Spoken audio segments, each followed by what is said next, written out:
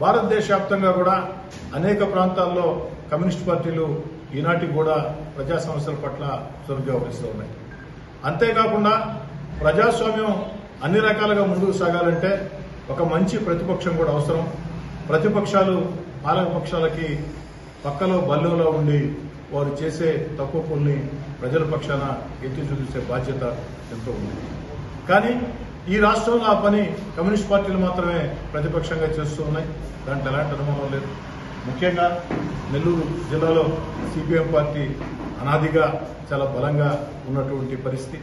అనేక ప్రజా సమస్యల పరిష్కారం కోసం, సారా వ్యతిరేక ఉద్యమం దగ్గర నుంచి అనేక ప్రజా సమస్యల పరిష్కారం కోసం, రైతాంగ సమస్యల పరిష్కారం కోసం, గిట్టుబాటు ధరల కోసం, లేదా ఒక విజయమహల్ బాక్స్టైల్ బ్రిడ్జి సాధన కోసం, ఫ్లైఓవర్ల సాధన కోసం, పేద ప్రజల ఇళ్ల స్థలాల కోసం 1 కాదు 2 కాదు 3 కాదు అనేక సమస్యల పరిష్కారం కోసం కమ్యూనిస్ట్ పార్టీ